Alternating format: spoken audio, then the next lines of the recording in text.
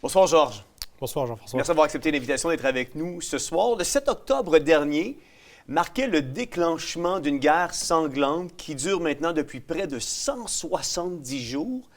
Et c'est la guerre Israël-Hamas dont on entend très peu parler ici. J'ai préparé une petite vidéo pour donner un petit topo où on en est rendu plus ou moins avec cette guerre. On l'écoute puis on commente tout ça par la suite ensemble. Excellent. L'armée israélienne a annoncé ce lundi qu'elle mène une opération ciblée dans la zone de l'hôpital Al-Shifa dans la ville de Gaza. Il s'agit de la deuxième incursion dans le quartier depuis le mois de novembre. Selon Tsahal, le Hamas se sert de ses établissements de santé comme centre de commandement. En plus de ces opérations militaires, l'ONG Oxfam accuse Israël d'empêcher délibérément l'entrée de l'aide humanitaire à Gaza, qu'il s'agisse de nourriture ou d'équipements médicaux, en violation du droit humanitaire international. La situation est particulièrement désastreuse dans le nord de Gaza, largement dévastée et en grande partie isolée par les forces israéliennes depuis le mois d'octobre. والله معاناة شديدة يعني طلع لو وصلنا بس عشان ناكل طحين مش ناكل ما فيش اكل غير الطحين اساسا يعني الخبز بناكله حاف والحمد لله على كل حال. Alors qu'une nouvelle trêve dans la bande de Gaza est actuellement négociée par les États-Unis, le Qatar et l'Égypte, le Premier ministre israélien s'est exprimé à l'issue d'une rencontre avec Olaf Scholz qu'il refusera tout accord qui rendrait Israël faible et incapable de se défendre. Le chancelier allemand a quant à lui affirmé que Berlin continuera à soutenir Israël, tout en avertissant son allié que ses objectifs dans l'enclave palestinienne rendent la situation des Gazaouis de plus en plus désespérée. Georges, quelles sont les origines de ce conflit Israël-Hamas? Quels en sont les enjeux? Et où en sommes-nous aujourd'hui avec cette guerre? Ben, les vraies origines, pour vraiment pleinement répondre, dans le prophète Ézéchiel, Dieu appelle la haine qui existe entre Israélites et Philistins l'ancienne haine. Donc ça revient à des milliers d'années littéralement. Là, on pourra parler peut-être un autre jour si les Philistins sont les Palestiniens ou non. Mais dans le contexte un peu plus rapproché de nos jours, il y a un mouvement musulman dans les années 20 qui va naître en Égypte. C'est la fraternité musulmane. Et ça, c'est un mouvement qui va non seulement prêcher l'islam, mais ils vont offrir des services de bien-être à la population, aussi avec de l'activisme politique. Dans 1960, Cheikh Ahmed Yassine, un Palestinien, il faut toujours mettre ça entre guillemets parce que l'identité palestinienne n'est pas ethnique, c'est une identité purement politique, créée, manufacturée, artificielle. D'accord? Donc, il va ouvrir comme un volet militaire, politique de la fraternité musulmane, mais au sein d'Israël, pour faire guerre à Israël. Ça, c'est Hamas, c'est un acronyme qui parle de Al-Haraka al-Islamiyya wal-Muqawama al-Islamiyya. C'est vraiment un mouvement de résistance musulmane. C'est ce que c'est. C'est là que ça a commencé. Je comprends. On entend toutes sortes de rumeurs, mais dans les faits, qui finance qui? Oui, bonne question. Okay? Quand on suit l'argent, on a toujours idée qu'est-ce qui se passe, n'est-ce pas? C'est difficile de faire. Donc, quand je parle de ces choses, je sais que je n'ai pas accès aux plus grands secrets de ce qui se passe dans les banques internationales du monde. Mais il y a des choses qu'on peut quand même, quelques informations auxquelles on peut accéder avec un peu de recherche, des choses de bon sens aussi. L'Iran, par exemple, finance une des choses que l'armée israélienne a découvertes à Khan Younis, dans la ville de Khan Younis, en faisant des recherches dans les tunnels. Ils ont pu s'octroyer plusieurs appareils électroniques sur lesquels il y avait encore des traces de transactions. Et ils ont découvert que durant les 10 dernières années, il y a eu un transfert d'environ 150 millions de dollars de l'Iran à Hamas. D'accord. Et ça prend beaucoup d'argent pour faire tous ces tunnels. C'est clair que quelqu'un finance ça depuis belle lurette, comme on dit.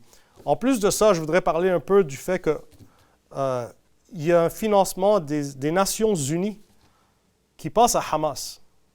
Okay. On parle de l'agence UNRWA. Ça, c'est en anglais, là, mais en français, c'est l'Office de secours de travaux des Nations Unies pour les réfugiés de Palestine dans le Proche-Orient. C'est un organisme des Nations Unies qui a été fondé après la guerre d'indépendance d'Israël en 1948. À ce que je sache, c'est la seule agence des Nations Unies qui est ciblée à une ethnicité. palestiniens. Wow. Donc, il y a une autre agence pour tous les autres réfugiés du monde qui s'appelle, en anglais, c'est le UNHCR, en français, c'est le Haut Commissariat des Nations Unies pour les réfugiés. Donc, il y a une agence des Nations Unies pour aider tous les réfugiés du monde. Puis il y en a une deuxième. Il y en a une autre juste pour les soi-disant Palestiniens. Wow. D'accord? Juste à titre d'information, mon grand-père était employé de la UNRWA à un moment donné. Pour vrai? Oui. OK. Et c'était un homme honnête. On l'a entendu parler plus tard quand le nom de ma mère a été reconnu ici au Québec. Quelqu'un lui a dit ton père était un homme honnête parce qu'il était en charge du procurement. Donc, il recevait les fonds et c'était à lui de débourser les fonds pour acheter ce dont il avait besoin. Une position clé parce qu'elle permet la possibilité de mettre beaucoup d'argent dans la poche. Ouais. D'accord? Donc, je dis ces choses pour dire que je ne juge pas tout le monde sans distinction. Ouais. Mais on blaguait à l'université de Beyrouth, on disait que les Nations Unies sont une agence d'emploiement pour les élites du tiers-monde. Donc, c'est qui seraient tous les employés de l'UNRWA? Ça va être des Palestiniens. Ouais. Tout cet argent, quasiment tout cet argent, est acheminé vers Hamas. Ouais. Vers Hamas. Et cette organisation, pour les réfugiés palestiniens, reçoit plus d'argent que l'Agence des Nations Unies dédiée à l'aide de tous les autres réfugiés du monde. C'est assez incroyable. Plus d'argent. C'est assez incroyable. Comment la situation actuelle affecte-t-elle les populations civiles dans ces régions? Ça ne doit pas être évident pour les populations civiles dans ces régions-là présentement. Non, c'est sûr. C'est une guerre. C'est sûr qu'il y aura des déplacements de population. C'est très difficile pour beaucoup de gens. J'ai vécu la guerre civile au Liban, mais je voudrais rappeler aux gens que cette situation a été créée, institutionnalisée par les pays arabes et par les Nations Unies. Comme on vient de parler, justement, une agence spécialement pour eux. En passant, ils ont institutionnalisé le réfugié palestinien parce qu'ils acceptent, même les enfants adoptés des Palestiniens sont reconnus. L'idée de l'agence, c'était d'aider les réfugiés palestiniens à ce qu'ils deviennent indépendants. Selon la loi internationale pour les Nations Unies, une fois qu'un réfugié obtient une citoyenneté autre d'un autre pays, il n'est plus réfugié. Certains ont des nationalités jordaniennes. Ce que la Jordanie et l'Égypte ont fait, c'est qu'ils se sont dit, on va créer le réfugié palestinien. C'est pour ça qu'ils refusent de les naturaliser. Le problème palestinien peut être très simplement résolu. Il y a des camps de Palestiniens au Liban. Il y a des camps de Palestiniens. La population de la Jordanie est à 70% palestinienne. Ouais. Il y en a en Égypte. Solution très simple. Nationaliser les Palestiniens. La solution des deux États, on en avait parlé la dernière fois, en octobre, elle a été effectuée en 1921. Les deux États, il y a un État palestinien, plus grand que l'Israélien. Ça s'appelle la Jordanie. La Jordanie est l'État palestinien. Ouais. Il n'y a pas de raison qu'il y ait des réfugiés.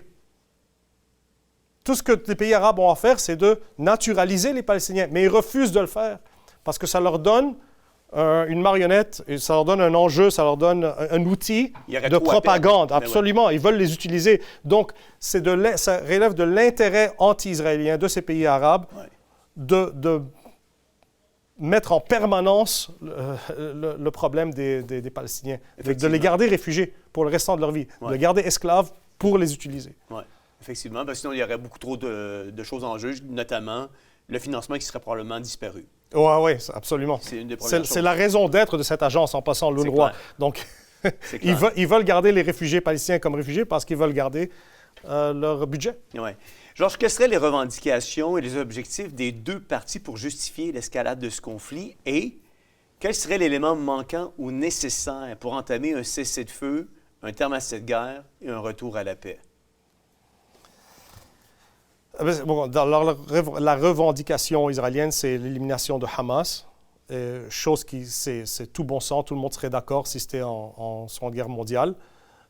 La vraie revendication de Hamas, et en passant, sondage après sondage après sondage, de diverses maisons de sondage, on a toujours pas mal les mêmes résultats. 75% de la population de Gaza supporte les atrocités que Hamas a commises le 7 octobre 2023. À 75%. Alors Israël, bien sûr, c'est un État qui refuse Jésus-Christ, c'est une nation de pécheurs, de rebelles. Ça, on s'entend là-dessus. Mais pour Israël, ils ont un problème, c'est que comment tu différencies entre qui est vraiment civil et qui ne l'est pas. Ils ne le savent plus. Non, c'est ça. Ils ne le savent plus. Mais pour Hamas, ça c'est le... J'ai une copie ici de l'alliance en 1988. Ça, c'est l'alliance constitutionnelle de Hamas. Ouais. D'accord? Leurs revendications sont écrites. Et j'ai les articles ici. Vous pouvez aller les chercher sur Internet assez facilement. Ils disent, en guise d'introduction, « Israël existera et continuera d'exister jusqu'à ce que l'islam obliterate ». C'est l'annihilation totale. Ça dit... La résistance, le mouvement de la résistance islamique, quel est son programme? Son programme est l'islam. C'est de l'islam qu'elle prend ses idées, ses façons de penser et de comprendre l'univers, la vie et l'homme. Le mouvement de résistance islamique palestinien doit son allégeance à Allah, dont le mode de vie c'est l'islam. Et ce mouvement cherche à élever la bannière d'Allah au-dessus de chaque pouce de la Palestine. Ce n'est pas deux États qu'ils veulent. C'est un État arabe. Ensuite, ils disent ici, je l'ai en orange ici, ça dit « Le jour de jugement ne viendra pas jusqu'à que les musulmans fassent la guerre à tous les juifs. » Donc, ce n'est pas question de dire « nous sommes juste contre les zionistes ». La revendication, ce n'est pas « on veut faire la guerre aux zionistes, mais on aime les juifs, on n'a pas de problème avec les juifs ». C'est ce qu'ils disent ici à l'Occident. Mais dans la théologie musulmane, qui vient du Coran, le jour du jugement ne vient pas jusqu'à que tous les juifs soient éliminés.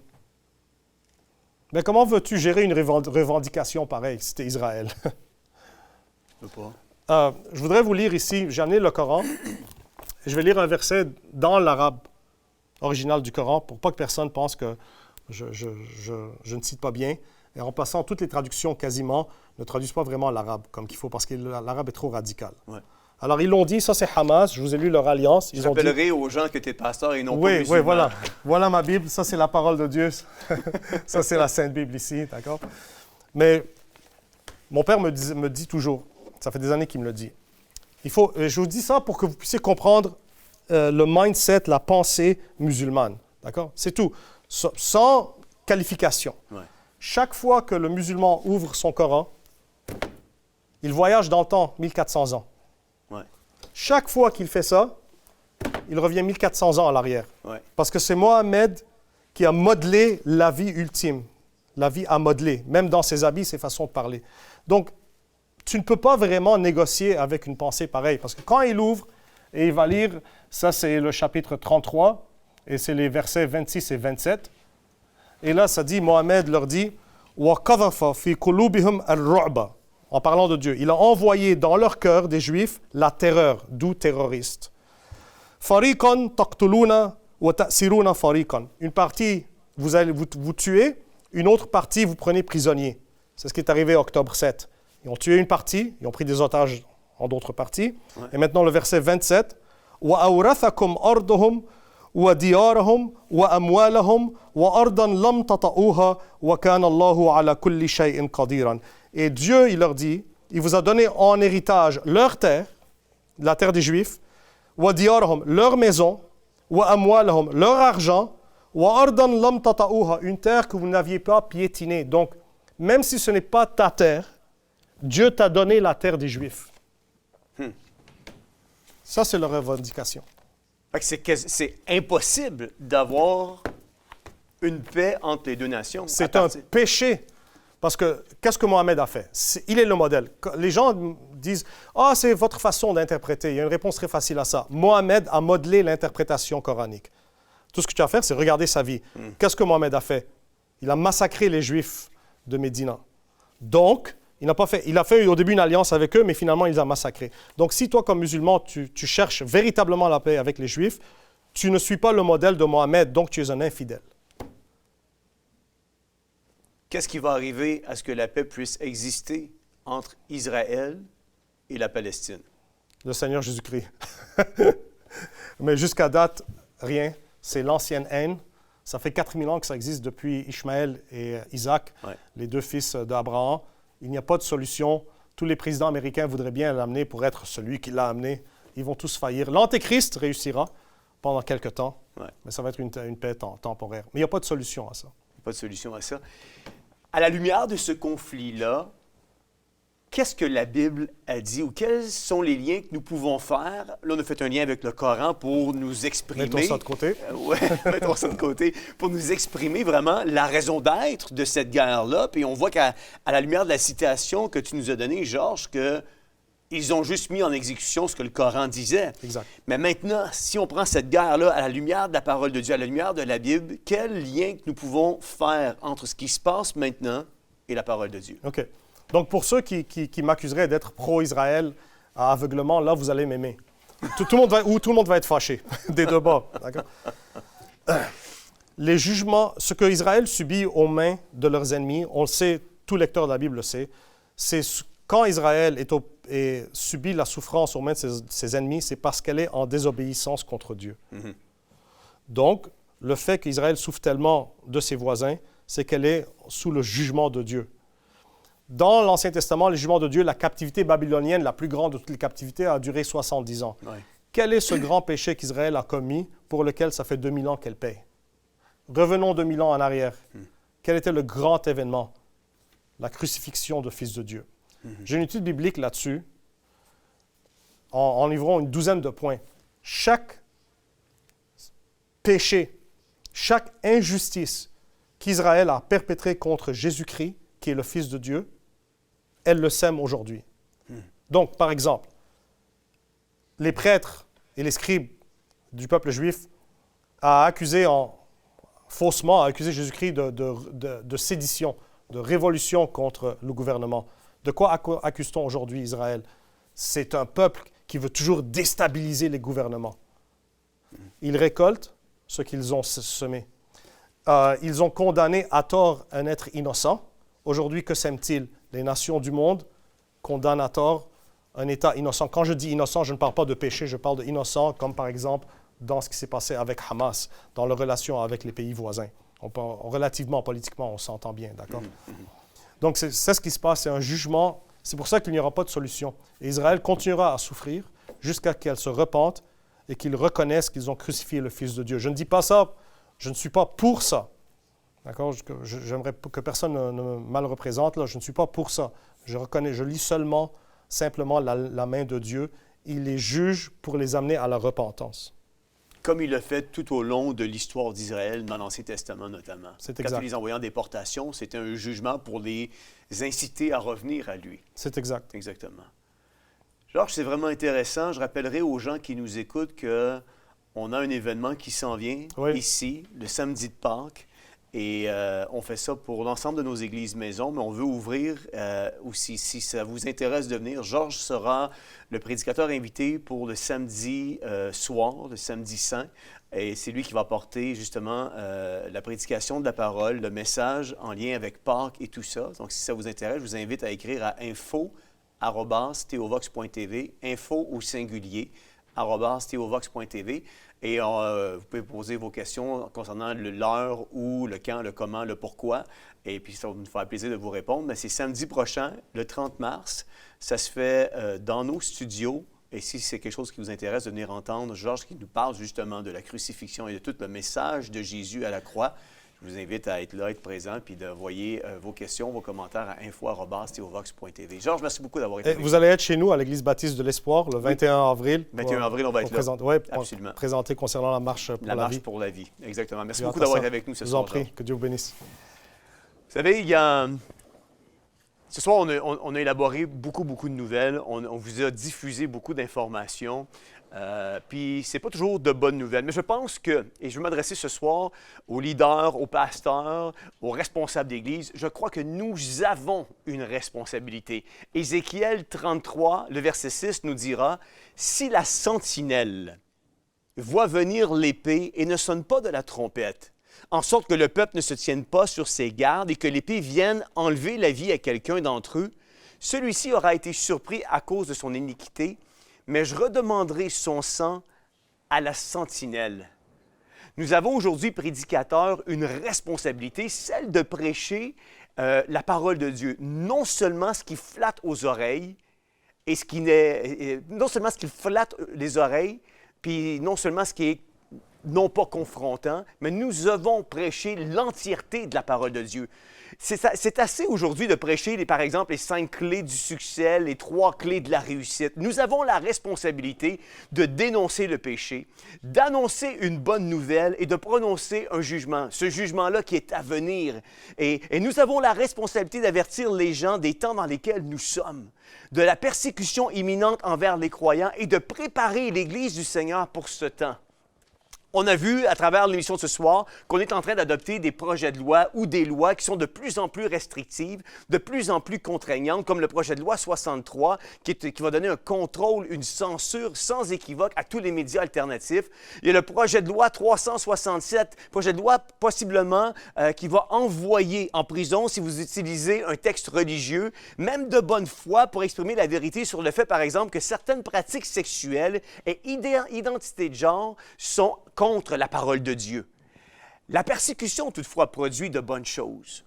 Et je pense que les pays occidentaux sont à la porte de vivre cette persécution-là envers les chrétiens.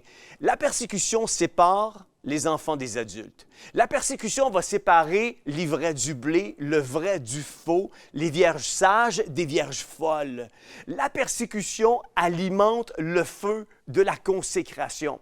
Je vais vous citer Charles Spurgeon. Charles Spurgeon a dit un jour, « Le problème est le suivant. Plusieurs personnes portent le nom de chrétiens, mais agissent comme des fous et aiment les amusements et les folies du monde. Il est grand temps que la maison du Seigneur soit divisée, que ceux qui sont pour le Christ aillent dans un camp et que ceux qui sont contre le Christ aillent dans l'autre camp. Nous sommes mélangés depuis trop longtemps. » Matthieu 6, 24 va nous dire « Nul ne peut servir deux maîtres, car ou il haïra l'un et aimera l'autre, ou il s'attachera à l'un et méprisera l'autre. Vous ne pouvez servir Dieu et Mammon. » Et en terminant, ce que je peux vous dire, c'est qu'il est grand temps que l'Église du Seigneur Jésus-Christ se range derrière Jésus-Christ et arrête de jouer à l'Église. C'est Jean-François Denis qui vous dit bonne réflexion et à la semaine prochaine.